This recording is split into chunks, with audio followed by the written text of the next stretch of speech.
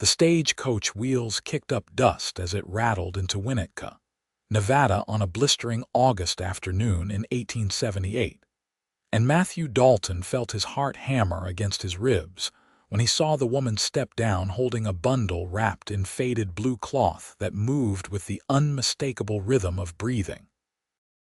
He had sent for a bride through the matrimonial agency in San Francisco, a woman named Margaret Riley, who had answered his carefully worded advertisement seeking a wife to share his cattle ranch on the outskirts of town. But the letter had mentioned nothing about a child. Matthew wiped his palms on his worn denim trousers and adjusted his hat as he approached, his boots crunching on the dry earth, wondering if he should turn around and pretend he had business elsewhere. But something in the way she held that baby with both fierce protection and bone-deep exhaustion made his feet keep moving forward. Margaret stood beside the stagecoach, her dark auburn hair escaping from its pins after the long journey, her green eyes scanning the handful of people gathered near the general store until they landed on him.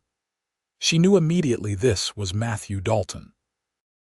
The agency had sent a photograph, though it had been grainy and worn, but the reality of him standing 6 feet tall with sun-weathered skin and brown eyes that held both kindness and uncertainty made her breath catch. She had dreaded this moment for 300 miles, knowing full well that her letter had contained a lie of omission. But desperation had driven her from Missouri with nothing but the clothes on her back, $17 sewn into her hem, and her infant daughter wrapped against her chest. Matthew stopped 3 feet away and removed his hat, revealing light brown hair that needed a trim. "Miss Riley." His voice came out rougher than he intended, and he cleared his throat. "I am Matthew Dalton, Mr. Dalton." Margaret's voice trembled slightly, and she shifted the baby in her arms. "I need to tell you something before we go any further. I should have written, but I was afraid you would withdraw your offer." She looked directly into his eyes, and he saw fear there, mixed with a stubborn pride that refused to let her look away. "This is my daughter, Rose. She is 3 months old." The words hung in the air between them, while the stagecoach driver unloaded a single worn trunk behind Margaret. Matthew looked at the baby, whose tiny face was just visible within the wrappings, then back at the woman who had traveled across half the country to marry a stranger. He thought about the empty house waiting for him 10 miles outside of town, the silence that had become unbearable after his parents died the previous winter from influenza, the long evenings with nothing but the wind and the cattle for company. He had ordered one person to fill that void, but looking at this exhausted woman with her child, he felt something shift in his chest. "I ordered one," Matthew said slowly, and Margaret braced herself for rejection, her mind already racing through impossible options of where she could go with no money and a baby. "But I will love too." Margaret's eyes filled with tears, and she blinked rapidly, trying to maintain her composure. "You mean it? You are not angry that I did not tell you?" Matthew stepped closer and gently touched the edge of the blanket wrapped around Rose. The baby made a small sound, and he felt his heart expand in a way he had not expected. A child is a blessing, not a burden. "My mother always said so, and she was right about most things." He looked up at Margaret. "We have a lot to discuss, but not here in the street with everyone watching. Let me get your trunk and we can head to the ranch." The drive to Matthew's ranch took them through scrubland dotted with sagebrush and the occasional Joshua tree, the afternoon sun beating down mercilessly as the wagon bounced over the rough road. Margaret held Rose carefully, trying to shield her from the worst of the jostling while studying the man beside her from the corner of her eye. Matthew kept his attention on the horses, occasionally pointing out landmarks like the creek bed that would run full in spring or the distant mountains that turned purple at sunset. His hands on the reins were capable and steady, and Margaret noticed the calluses that spoke of hard work. "The ranch has been in my family for 12 years, Matthew said, breaking the companionable silence. "My father started with 50 head of cattle and built it up to 300 before he passed. I have 2 ranch hands who help during roundup and branding, but most of the time it is just me." He glanced at her. "The house is not fancy, but it is solid. 3 bedrooms, a good kitchen, a well that does not run dry even in summer." "It sounds wonderful," Margaret said honestly. The house she had left behind in Missouri had belonged to her husband's family, and after Thomas died falling from a half-broken horse 6 weeks before Rose was born, his brother had made it clear she was no longer welcome there. The shame of being a widow with a newborn and no means of support had driven her to the matrimonial agency, where the clerk had suggested she might have better luck if she did not mention the baby right away. It had felt like deception at the time, and it still did, but Matthew's unexpected acceptance had eased something tight in her chest. The ranch house came into view as they crested a low hill, a sturdy structure built from wood and stone with a wide porch and a barn set back about 50 yards. Chickens scratched in a fenced yard, and Margaret could see vegetable plants struggling in a small garden plot. Matthew pulled the wagon up to the front porch and set the brake before jumping down and coming around to help her. She passed Rose down to him carefully, watching as he held the baby with surprising comfort, before accepting his hand and stepping to the ground. "I should warn you that the house is not very tidy," Matthew said, carrying Rose toward the door while Margaret followed. "I am better with livestock than with housekeeping." The interior was dim and cool after the blazing heat outside, and Margaret's eyes adjusted to see a main room with a stone fireplace, a rough-hewn table with 4 chairs, and a sofa that had seen better days. Everything was covered in a fine layer of dust, and dishes sat stacked beside a wash basin. It was clear a man had been living alone here, but the bones of the house were good, and Margaret could see the potential beneath the neglect. Matthew carefully handed Rose back to her. "The main bedroom is through there," he said, gesturing to a door on the left. "That should be yours for you and Rose. I will take one of the smaller rooms." He ran a hand through his hair, looking suddenly uncertain. "I know the arrangement between us is unusual. I want you to know that I do not expect anything from you until you are ready. We can take time to know each other properly." Margaret felt a wave of gratitude mixed with relief. "Thank you. That is very kind." "Not kind, just decent," Matthew said. "Would you like to see the bedroom?" "There is a cradle in the storage room that my mother used for me. I can clean it up for Rose." The bedroom was simple but spacious, with a large bed covered by a quilt that showed signs of careful stitching, a wardrobe, and a window that looked out toward the mountains. Margaret set Rose down carefully on the bed, making sure she was secure before turning to Matthew. "This is more than I hoped for," she admitted. "I was so afraid you would send us away." "Where would you have gone?" Matthew asked quietly. "I do not know," Margaret said, and the honesty of it hung between them. "I had no plan beyond praying you would be an honorable man." "I will do my best to be worthy of that prayer," Matthew said. "Let me get that cradle cleaned up and then I will start dinner. Are you hungry?" Margaret realized she was ravenous, having eaten nothing but a hard biscuit since dawn. "Yes, very."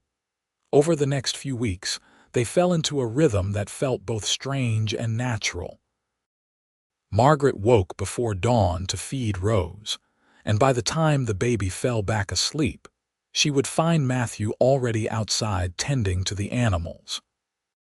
She threw herself into making the house a home, scrubbing floors and windows until they gleamed, organizing the kitchen, mending curtains she found packed away in a trunk.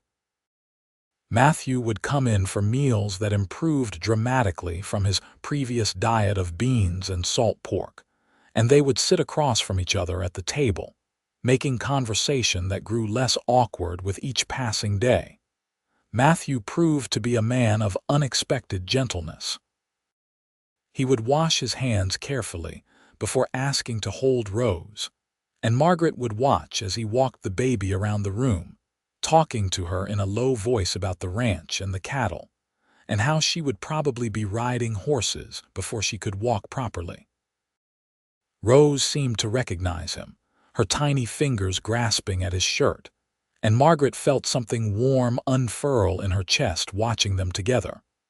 One evening 3 weeks after her arrival, Margaret was washing dishes while Matthew dried them, Rose sleeping peacefully in her cradle nearby. "Tell me about your husband," Matthew said suddenly. "If you want to, I mean. You do not have to." Margaret's hand stilled in the soapy water. "Thomas was a good man, but he was young and reckless. He took work breaking horses because we needed money, and he was not experienced enough. The horse threw him, and he hit his head on a fence post." She swallowed hard. "He died before he ever knew I was carrying Rose." "I am sorry," Matthew said, and the simple sincerity in his voice made Margaret's eyes burn. "His family blamed me somehow, as if I should have stopped him," Margaret continued, surprised to find she wanted to talk about it. "They said I had brought bad luck into their home. His brother gave me 2 weeks to leave after Rose was born." Matthew set down the dish he was drying with more force than necessary. "That is unconscionable." "It is what happened," Margaret said. "I had no family of my own to turn to. My parents died when I was 16, and I had been working as a seamstress when I met Thomas. After he died, I had nothing." She pulled her hands from the water and dried them on her apron. "That is why I answered your advertisement, even though I knew it was dishonest not to mention Rose. You did what you had to do to survive and protect your child," Matthew said firmly. "There is no shame in that." He paused, then added quietly, "I am glad you came here, Margaret, both of you." She looked up at him, really looked at him, and saw the loneliness that matched her own reflected in his eyes.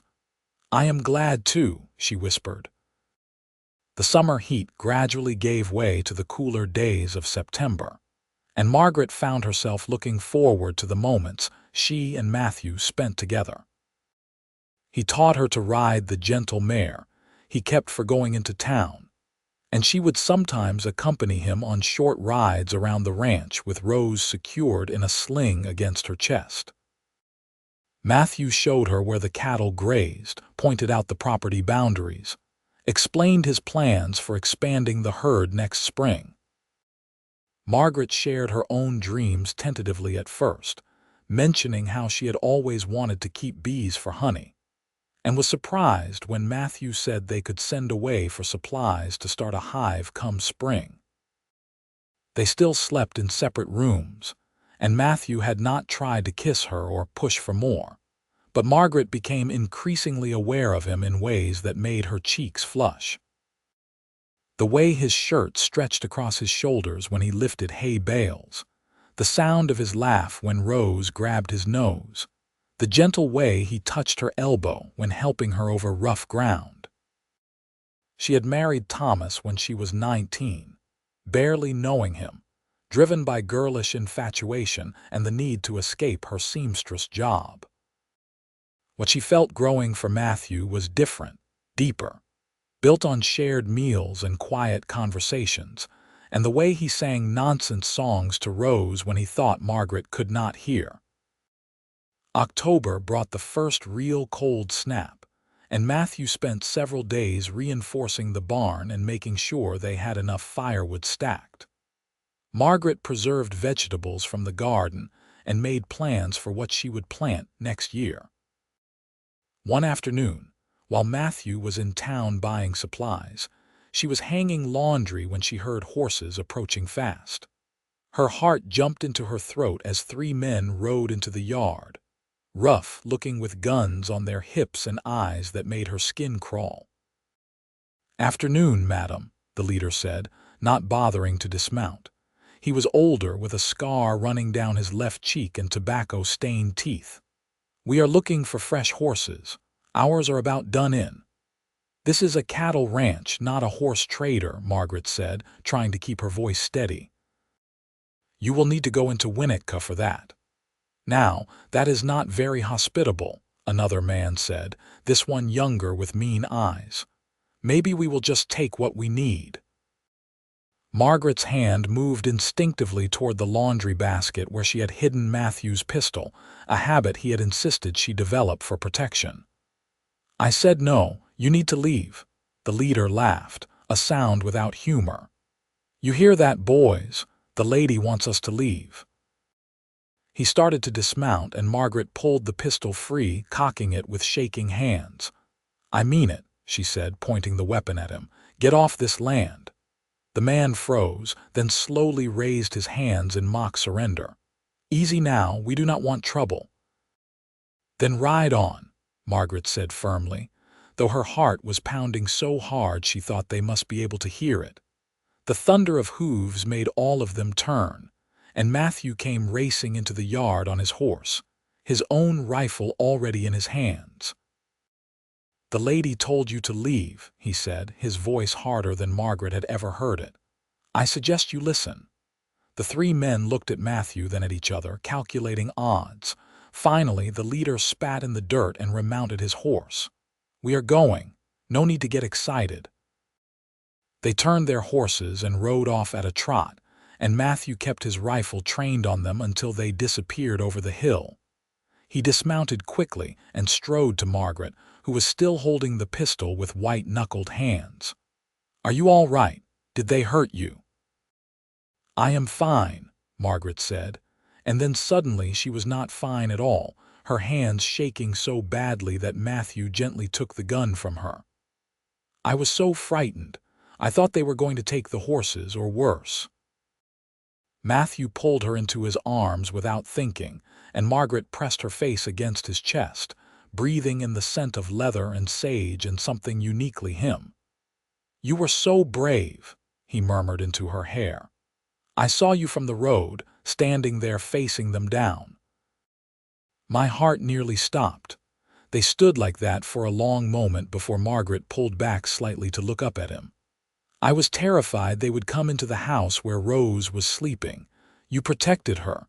You protected our home." Matthew's hand came up to cup her cheek.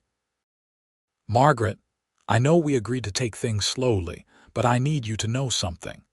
Somewhere along the way, I stopped thinking of you as the stranger I sent for and started thinking of you as mine. You and Rose both. The thought of anything happening to either of you made me ride harder than I have ever ridden in my life." Margaret's breath caught. "Matthew, I have been feeling the same way. When I wake up in the morning, the first thing I think about is seeing you.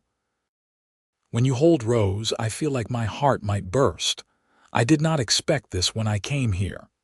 "Neither did I," Matthew said roughly, "but I am falling in love with you, Margaret. Maybe I have been since the moment you stepped off that stagecoach and looked at me like you were ready to fight the world to protect your daughter." "I think I am falling in love with you too," Margaret whispered. "You have been so good to us, so patient and kind, and I find myself wanting more than just a marriage of convenience." Matthew lowered his head slowly, giving her time to pull away, but Margaret tilted her face up to meet him. The kiss was gentle at first, tentative, like they were both afraid of breaking something precious. Then Margaret's hands came up to grip his shirt, and Matthew pulled her closer, deepening the kiss until they were both breathless. When they finally broke apart, Matthew rested his forehead against hers. "I want this to be a real marriage, Margaret. I want to be a husband to you and a father to Rose, not because of any arrangement or obligation, but because I love you both." "Yes," Margaret said simply. "Yes, I want that too." That night, after Rose was fed and settled in her cradle, Margaret did not go to the main bedroom alone. Matthew followed her, his hand warm in hers, and they closed the door on the rest of the world. Their coming together was tender and unhurried, learning each other with gentle touches and whispered words. Matthew worshipped every inch of her as if she were something precious and rare, and Margaret found herself responding with a passion she had never experienced with Thomas. This was not the fumbling of youth, but the deep connection of two souls who had found each other against all odds. Afterward, they lay tangled together in the darkness, listening to Rose's soft breathing from the cradle beside the bed. Matthew's fingers traced lazy patterns on Margaret's shoulder, and she felt more content than she had in months, maybe years. "I want to marry you properly," Matthew said into the quiet. "I know we have the agreement from the agency, but I want to stand up in front of the whole town and pledge myself to you. Will you marry me, Margaret? Really marry me?" Margaret lifted her head to look at him, seeing the earnestness in his expression even in the dim moonlight filtering through the window. "I will, on one condition. Anything. We do it soon. I do not want to wait to make this official," she smiled. "I am tired of sleeping in separate rooms." Matthew laughed and pulled her close again. "Tomorrow, if the preacher is available. Though I suppose we should wait at least until Sunday so people can attend. It should be a proper celebration." They were married the following Sunday in the small church in Winnetka, with most of the town turning out to witness the ceremony. Margaret wore a new dress she had sewn herself from blue calico, and Matthew had gotten a haircut and wore his best vest. Rose slept through most of the ceremony in the arms of Mrs. Patterson, the doctor's wife, who had taken an immediate liking to the baby. When the preacher pronounced them husband and wife, Matthew kissed Margaret with such enthusiasm that several people laughed and applauded. The reception was held in the churchyard, with tables laden with food brought by the townspeople. Margaret was overwhelmed by the warmth and acceptance, especially from the other ranch wives who welcomed her into their circle with genuine friendliness. Matthew stood beside her, his hand never straying far from the small of her back, introducing her proudly as his wife. As the sun began to set, and people started heading home, Matthew and Margaret loaded Rose into the wagon and made the drive back to the ranch.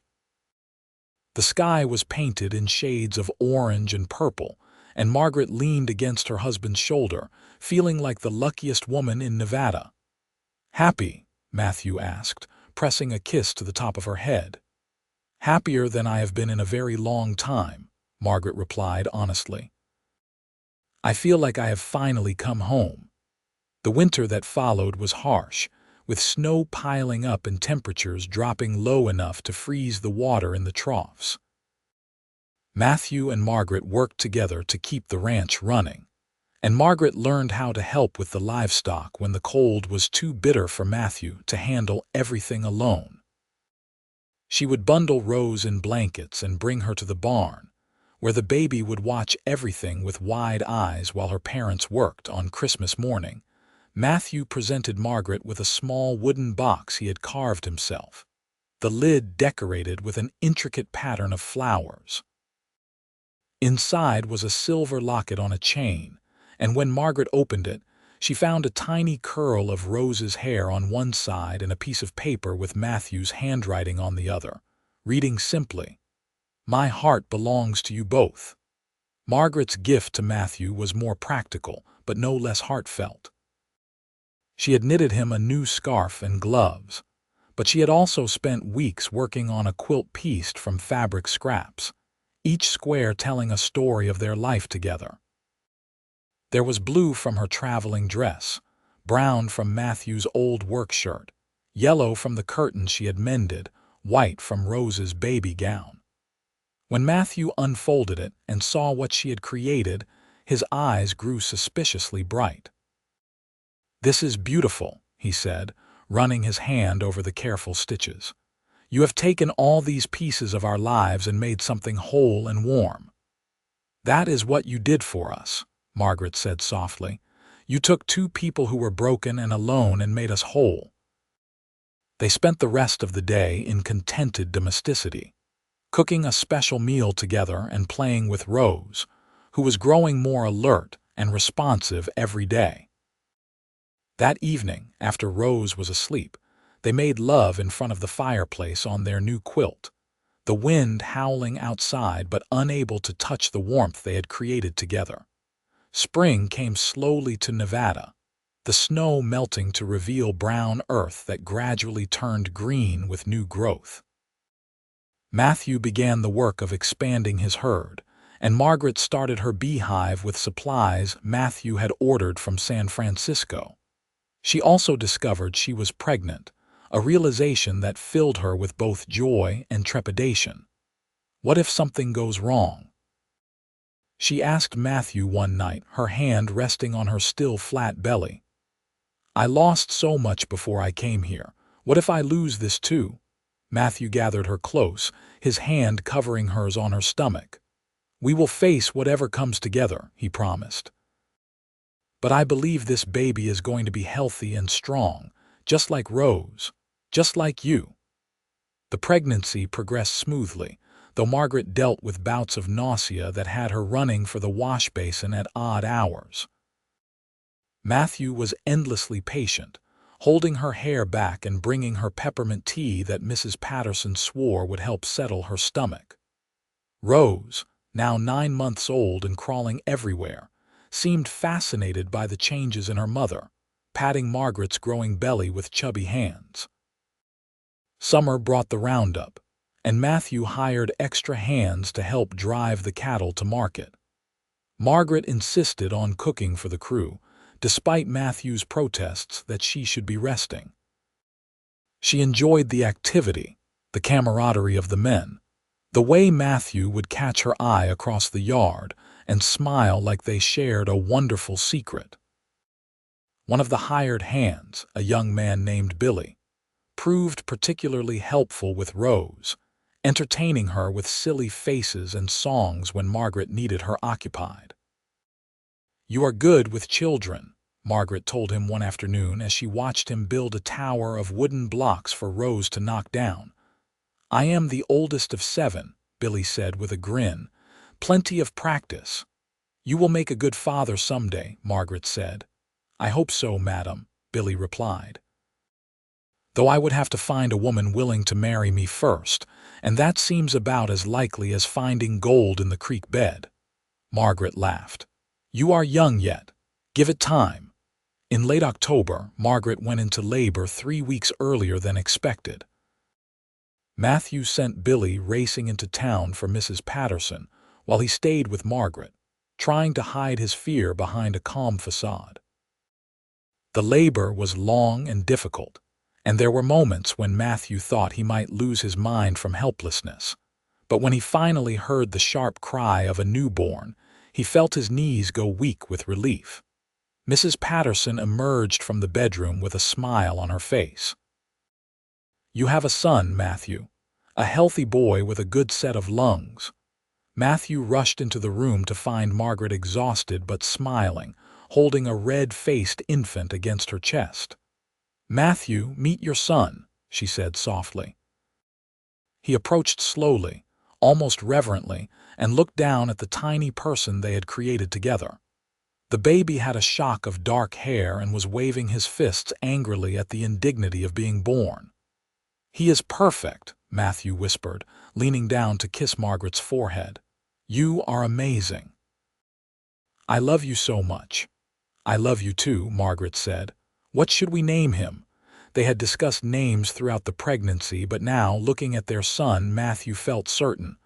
Michael Thomas Dalton." He wanted to honor Margaret's first husband, the man whose death had inadvertently brought her into Matthew's life. Margaret's eyes filled with tears. "Thomas would have liked that. Thank you."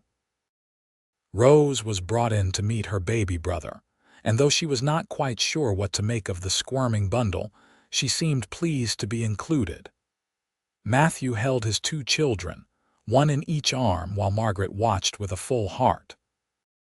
The winter months were exhausting with a newborn and an active toddler, but they were also filled with joy. Michael proved to be a hungry baby who demanded to be fed every few hours, and Rose became fiercely protective of her little brother, running to get Margaret whenever Michael cried. Matthew would come in from the cold to find his family gathered in front of the fire, Margaret nursing Michael while Rose played with her blocks nearby, and he would think about how empty his life had been before they filled it. In the spring, when Michael was 4 months old and Rose had just celebrated her second birthday, Matthew received word that his ranch had been chosen to provide beef to the army post being established 50 miles to the north.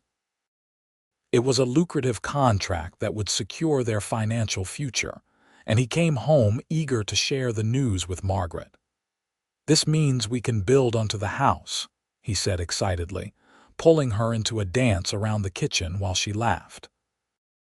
"We can add more bedrooms, maybe expand the barn, hire more permanent help so I do not have to work such long hours."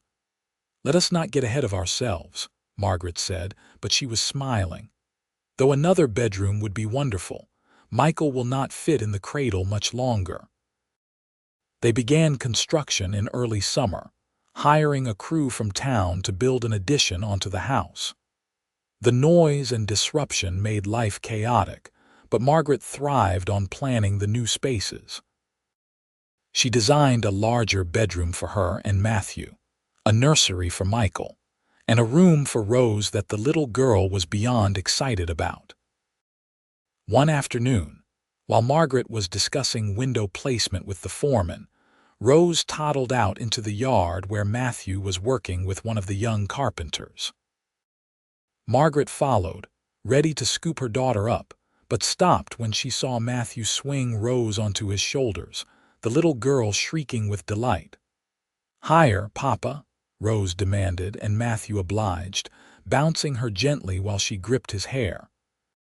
Margaret felt tears prick her eyes hearing Rose call Matthew Papa. She had started doing it a few months earlier, and Matthew had looked at Margaret with such wonder and gratitude that she had to reassure him that it was more than all right. Matthew had been the only father Rose had ever known, the man who walked her through teething pain and soothed her nightmares and taught her to feed the chickens. He had earned that title 1,000 times over. The addition was completed by late August, and Margaret spent days organizing their expanded home. The new bedroom had large windows that let in the morning sun, and she made fresh curtains from yellow fabric she had ordered from the general store.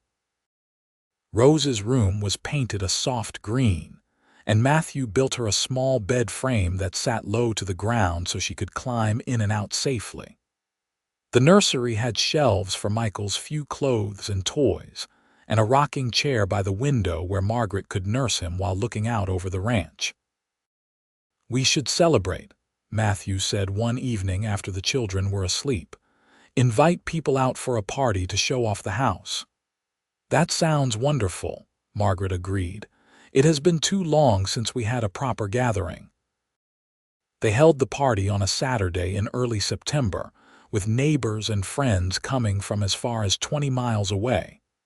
Tables were set up in the yard laden with food, and there was music and dancing as the sun set.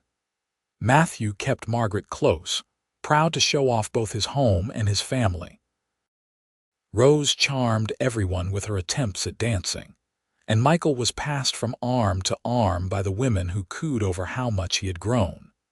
As the evening wore on and guests began to leave, Matthew and Margaret stood on their new porch, watching the last wagons disappear down the road. Rose had fallen asleep in her new bed hours ago, and Michael was drowsy in Margaret's arms. "This is everything I never knew I wanted," Matthew said, wrapping his arm around Margaret's waist. "A home full of life and love, children, a wife I adore more than words can say." "When I stepped off that stage coach with Rose, I was so afraid," Margaret admitted. "I thought you would reject us, send us away, and I had no idea what I would do. I could not have imagined that I would find you. I saw you holding Rose and thought you were the bravest person I had ever met," Matthew said. "I knew right then that I wanted you in my life, though I did not realize how much I would come to love you. You have made me happier than I knew was possible." Margaret leaned her head against his shoulder, careful not to jostle Michael. "I love you, Matthew Dalton. Thank you for loving my daughter as your own, for giving me a home, for being the man I did not dare hope existed." "I love you, Margaret Dalton," Matthew replied, pressing a kiss to her temple. "Thank you for being brave enough to come here, for trusting me with your heart, for giving me a family." The years that followed were not without challenges, but Margaret and Matthew faced them together. There were hard winters when they worried about losing cattle, dry summers when the creek ran low, and the constant work that came with running a ranch. But there was also joy in abundance. Watching Rose grow into a confident girl who could ride almost as well as her father, seeing Michael take his first steps, celebrating anniversaries and birthdays and ordinary days that were made special simply by being together. When Rose was 6 and Michael was 4, Margaret found herself pregnant again. This time she was not frightened but filled with quiet anticipation. She knew the risks, knew that childbirth was always dangerous, but she also trusted in Matthew and in the life they had built together. Their third child, a daughter they named Mary, arrived on a mild April evening in 1883 with minimal fuss. She had Margaret's auburn hair and Matthew's brown eyes, and both Rose and Michael were immediately smitten with their baby sister. "Our family is complete now," Margaret told Matthew that night, watching him hold Mary with the same gentle wonder he had shown with Michael. "It is perfect," Matthew agreed. "Absolutely perfect." As the children grew, the ranch prospered.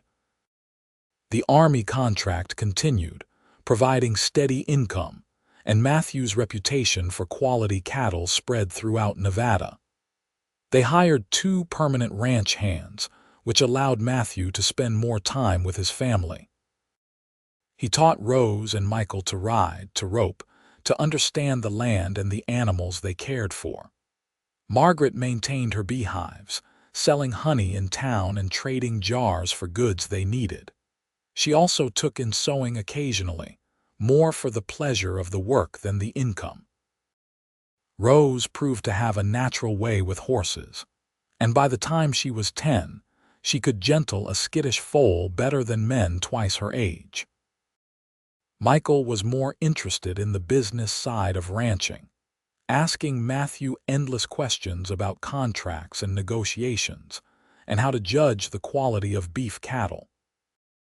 Mary, even at 3 years old, showed signs of being the most stubborn of the 3, refusing to wear dresses if she could help it and trailing after her older siblings, demanding to be included in everything they did. One evening in the summer of 1886, after the children were finally in bed, Matthew and Margaret sat on the porch watching the stars emerge in the darkening sky. 8 years had passed since Margaret had arrived in Winnetka, and she sometimes still marveled at the life she had built here. "Do you ever regret it?" Matthew asked suddenly. "Answering my advertisement, coming out here to marry a stranger."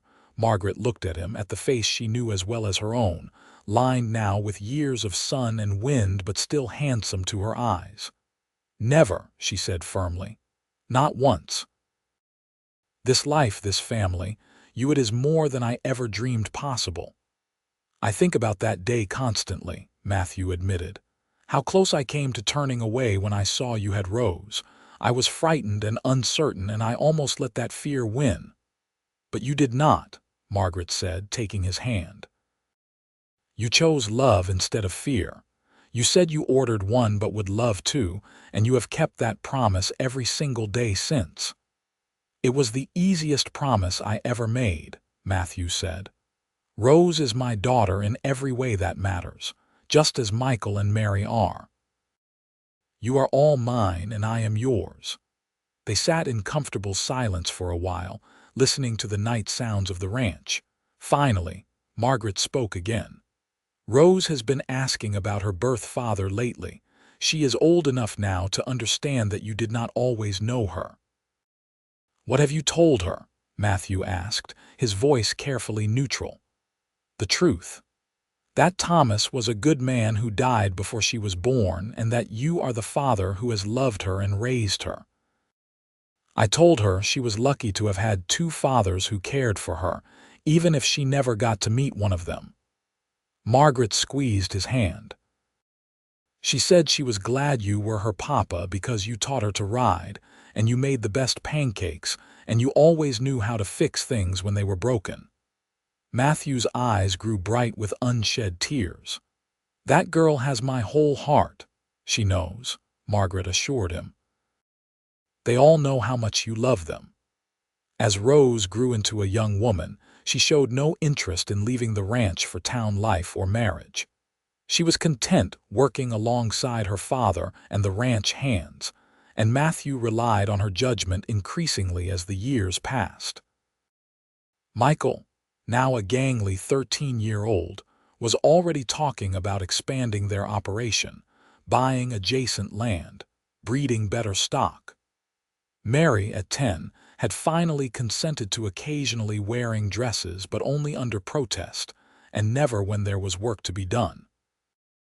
In the spring of 1893, when Rose was 15, a traveling photographer came through Winnetka offering to take family portraits. Margaret insisted they hire him, wanting to capture this moment in their lives.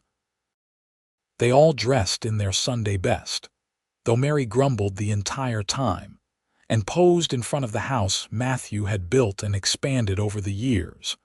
When the photograph was developed and delivered a month later, Margaret stared at it with tears in her eyes. There was Matthew, still handsome at 42, his arm around her waist. She stood beside him at 38, her auburn hair now threaded with silver, her face showing the lines of a life well lived. Rose stood tall and proud on Matthew's other side, already showing the beauty she would grow into. Michael stood in front of his father, serious and thoughtful beyond his years. And Mary stood in front of Margaret, a reluctant smile on her face, her hair already escaping its pins. "We make a good-looking family," Matthew said, looking over her shoulder at the photograph. "We make a good family, period," Margaret corrected. "Good-looking is just a bonus." That summer brought a drought that tested everyone's endurance. The creek bed dried up completely, and they had to haul water from the well for the cattle.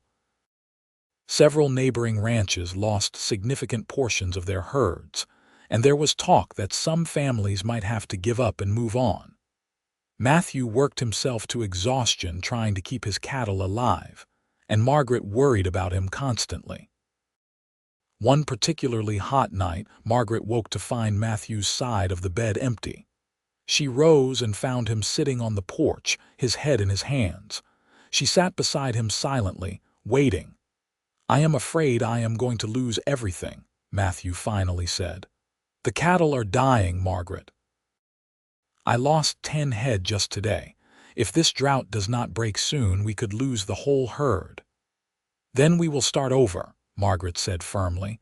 "We have done it before, and we will do it again if we must. The ranch is important, but it is not what matters most. You and I and the children, we are what matters. Everything else we can rebuild." Matthew looked at her, and in the moonlight she could see the love and gratitude in his eyes. "How did I get so lucky to find you?" "You did not find me, I found you," Margaret said with a small smile. "And I am not going anywhere, drought or no drought." The rains finally came in August, sudden and fierce, filling the creek bed and turning the dusty earth to mud. They lost 20 cattle overall, a significant blow but not a devastating one, and Matthew's careful husbanding of resources meant they weathered the drought better than most. By fall, when it came time to deliver beef to the army post, Matthew was able to fulfill his contract, and they celebrated by taking the whole family into Winnetka for dinner at the new restaurant that had opened on Main Street. As they sat around the table, Rose and Michael arguing good-naturedly about something, Mary stealing bites from everyone's plates, Margaret caught Matthew's eye and smiled. They had built something real and lasting, a family forged not just by blood but by choice and love and the daily commitment to care for each other. The years continued to pass, bringing both joys and sorrows. Matthew's health remained strong, though his hair turned gray and his joints sometimes ached on cold mornings. Margaret developed a reputation throughout the county for her honey and her medicinal teas, and women would come from miles away seeking her advice. Rose eventually fell in love with one of the ranch hands, a steady young man named Daniel who treated her with respect and admiration. They married when Rose was 19, and Matthew walked her down the aisle with tears streaming down his face, though he tried to hide them. Michael left for a year to attend business school in San Francisco, returning with new ideas for improving the ranch's operations. Mary showed no interest in romance, preferring to spend her time training horses and reading every book she could get her hands on. The family dynamics shifted and evolved, but the foundation remained solid. One evening in the fall of 1898, Matthew and Margaret celebrated their 20th wedding anniversary. The children had conspired to organize a party, inviting friends and neighbors to the ranch for a celebration. As the evening wound down and the last guests departed, Matthew and Margaret found themselves alone on the porch once again, in the same spot where they had shared so many conversations over the years. 20 years, Matthew mused. It seems impossible that much time has passed. And yet it also feels like I have known you my whole life, Margaret said, leaning against him. I cannot remember a time when you were not the center of my world. I was so lonely before you came, Matthew admitted. I did not even realize how lonely until you and Rose filled this house with life and noise and love. You saved me, Margaret. We saved each other, Margaret corrected gently. I was desperate and frightened and alone. You gave me a home and safety and love I had never expected to find. We were both lost until we found each other. Matthew pulled her close, breathing in the familiar scent of her hair. If I could go back to that day at the stagecoach, knowing everything that would happen, all the hard times and the good times, I would not change a single thing. Neither would I, Margaret said. You took a chance on me and Rose when you had every reason not to. You said you ordered one but would love two, and you have loved us beyond measure. You have loved all of us, Matthew. You have been the best father and husband I could have imagined. They stood together in the darkness, listening to the familiar sounds of the ranch, the life they had built together humming quietly around them. Inside the house, they could hear Rose laughing at something Daniel said, Michael's deeper voice joining in, Mary's sharp retort that made everyone laugh harder. Our children are happy, Matthew observed. That is all I ever really wanted, for them to be happy and safe. They are both, Margaret assured him. Thanks to you. As they finally went inside, Matthew paused in the doorway to look back at the ranch spread out before them. The barn was solid and well-maintained, the pastures held healthy cattle, the house was full of warmth and life. He had built this with his own hands and Margaret's partnership, created a legacy that would continue long after they were gone. Margaret tugged gently on his hand. Come to bed, my love. Tomorrow will bring its own work and worries. Tomorrow will bring more blessings, Matthew corrected, following her inside. It always does, as long as you are beside me. The 20th century arrived with great fanfare, and the Dalton family entered it prosperous and united. Rose and Daniel had given them 2 grandchildren, both boys who showed promise of inheriting their mother's way with horses. Michael had married a woman from town, a school teacher named Sarah who was as smart as she was kind, and they were expecting their first child in the spring. Mary, now 17, showed no signs of settling down and seemed perfectly content to remain on the ranch indefinitely. Matthew was 60 in 1901, and though he was slowing down, he remained active and engaged with the ranch. Margaret was 56, and her auburn hair had turned mostly silver, but her green eyes were still as bright as the day she had stepped off the stagecoach. They had weathered financial downturns, droughts, harsh winters, the deaths of friends, and all the normal struggles of life, but they had weathered them together. One spring morning, Matthew woke before dawn as usual but found himself reluctant to leave the warm bed and his sleeping wife. He watched Margaret in the gray light filtering through the curtains, studying the face he had loved for over 2 decades.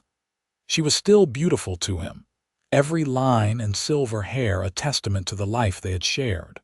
Margaret's eyes opened, and she smiled sleepily at him. "Why are you staring at me?" "Because I love you," Matthew said simply. "Because I have loved you for 23 years, and I will love you for however many more we are given." Margaret reached up to cup his cheek. "I love you too, more than I can ever properly express." "You gave me everything, Matthew. Everything." "You gave me a family," Matthew said. "You gave me Rose, who I love as fiercely as if I had held her from the moment of her birth. You gave me Michael and Mary. You gave me a reason to build something that would last." They rose together and went about their morning routine, a dance they had perfected over the years. Margaret made coffee while Matthew started the fire. They ate breakfast together, discussing the day's tasks, and then Matthew headed out to begin work while Margaret started the endless round of household chores. But this day, Matthew paused at the door and turned back. Margaret looked up from the dishes, surprised. "I just wanted to say it one more time," Matthew said. "I ordered one, but I have loved two. I have loved you and Rose and all our children with everything I have. I wanted to make sure you knew that."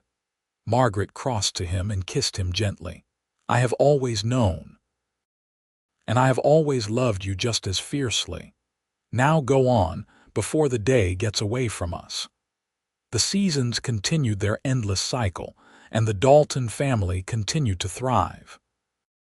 There were more grandchildren born, more celebrations and sorrows, more ordinary days that became precious in their ordinariness. Matthew and Margaret grew old together, their love deepening with each passing year, a constant in a changing world. On their 30th wedding anniversary in 1908, their children and grandchildren gathered at the ranch for a massive celebration.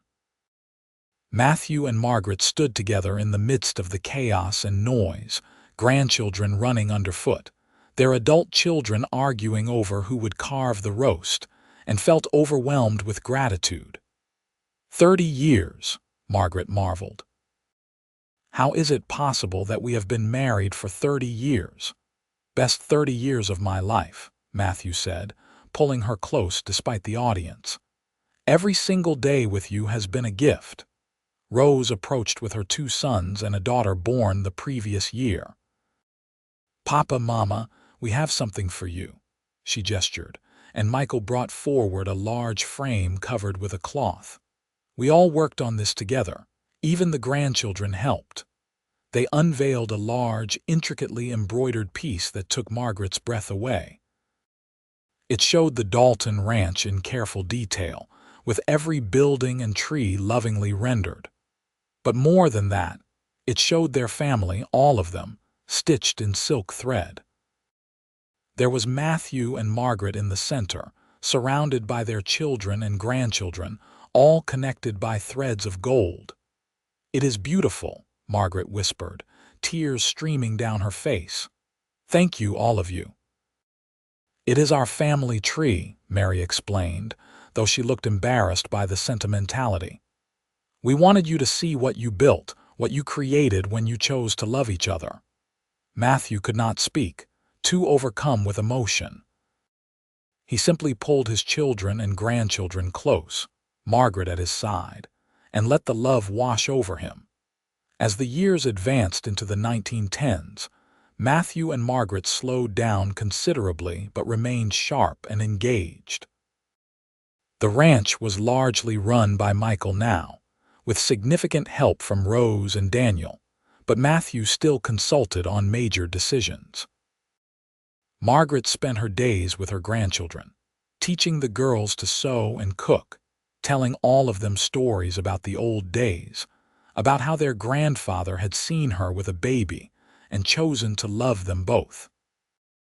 One warm evening in June of 1916, Matthew and Margaret sat on the porch as they had countless times before.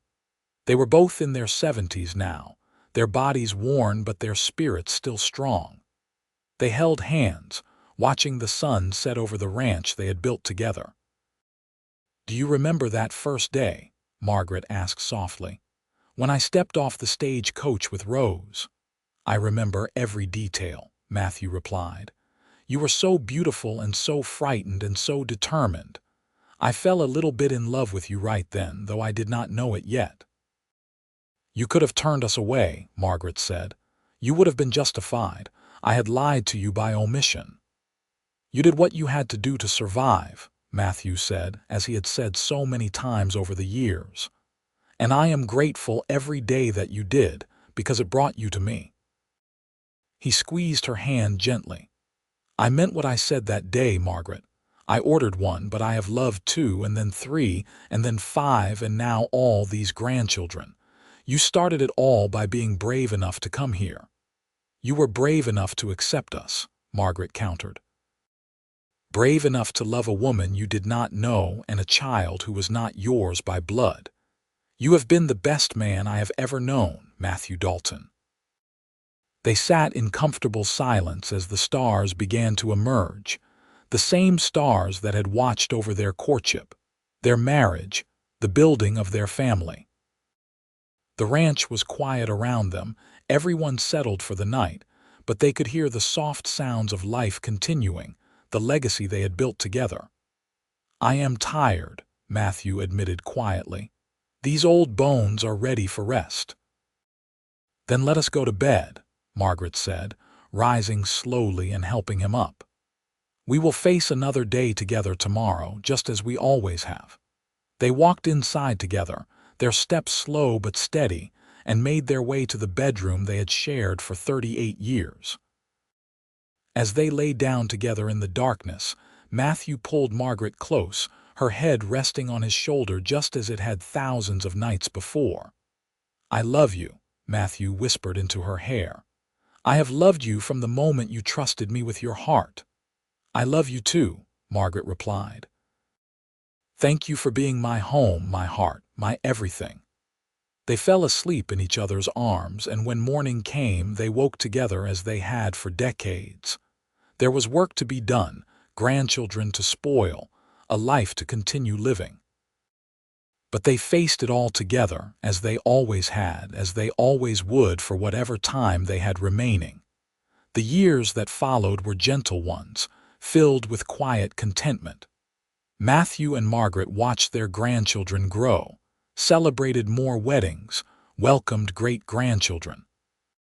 Rose took over the main management of the ranch when Michael moved to town to focus on the business side, and she proved to be as capable as her father had been.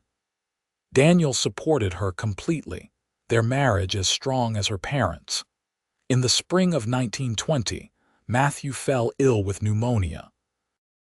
Margaret nursed him through it with the same fierce determination she had shown stepping off that stagecoach 42 years earlier. He recovered, but they both knew he was not as strong as he had been. That summer they spent long hours on the porch, reminiscing and laughing and simply being together. "I have had a good life," Matthew told Margaret one afternoon. "Better than I ever deserved." "You deserved every moment of happiness," Margaret said firmly. "You were a good man, Matthew. A good husband, a good father, a good grandfather. You built something beautiful here." "We built it together," Matthew corrected. "I was just the lumber.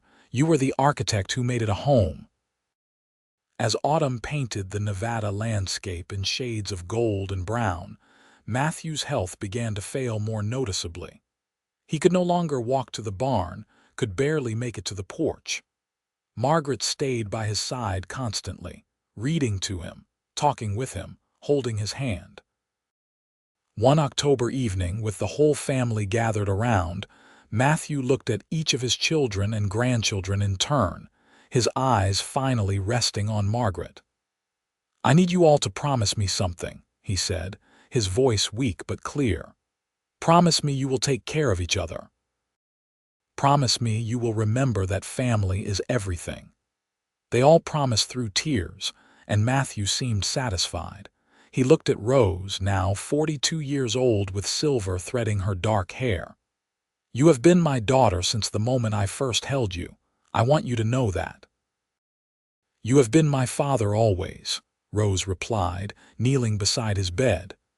"The only father I ever needed or wanted. I love you, Papa." Matthew blessed Michael and Mary in turn, told his grandchildren he was proud of them, and then asked for time alone with Margaret.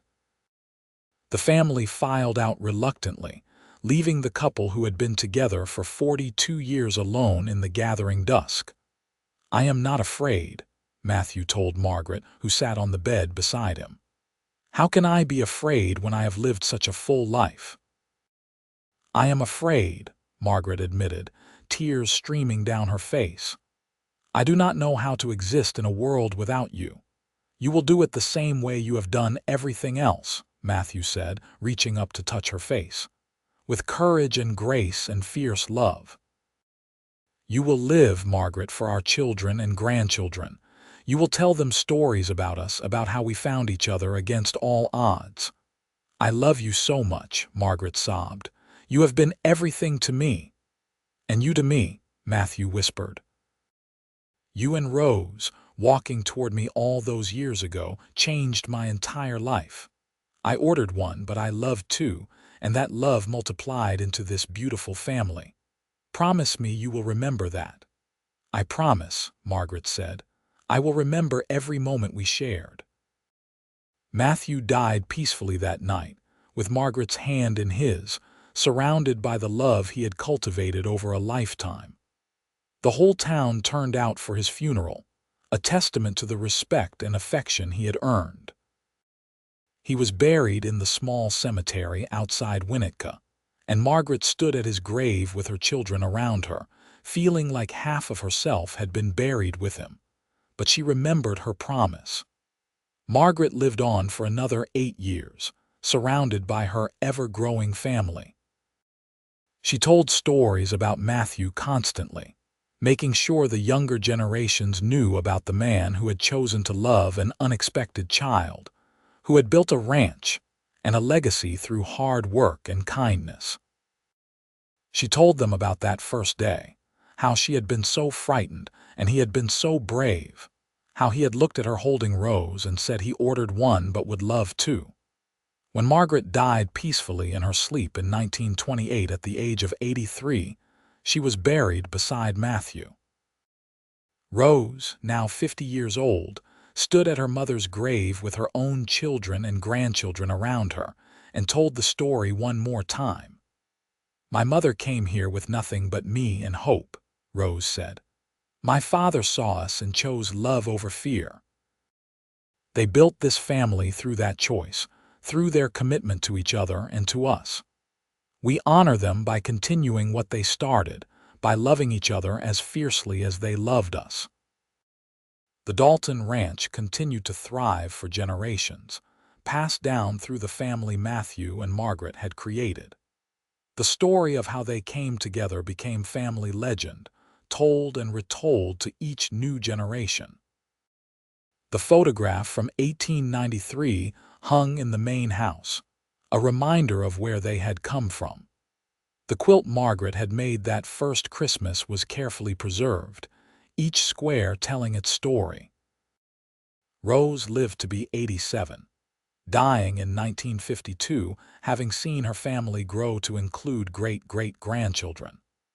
Before she died, she recorded her memories of her parents, wanting to preserve their story for future generations who would never know them personally. "My father was not my father by blood," Rose said into the recording device her grandson brought. "But he was my father in every way that mattered. He chose to love me before he even knew me, simply because I was my mother's daughter. He taught me to ride, to rope, to run a ranch. He dried my tears and celebrated my triumphs and walked me down the aisle when I married. He was the best man I ever knew." She paused, her voice thick with emotion even after all these years. "And my mother was the strongest woman I ever knew.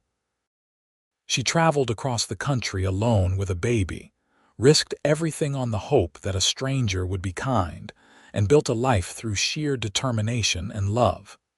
Together, they created something beautiful, something that has lasted long after they were gone." The ranch remained in the Dalton family well into the 21st century, though it changed and evolved with the times. But in the main house, there was always a room dedicated to Matthew and Margaret, filled with their photographs and belongings and the stories of how they came together. Young couples in the family would often spend time there before their own weddings, drawing inspiration from the love story that had started it all.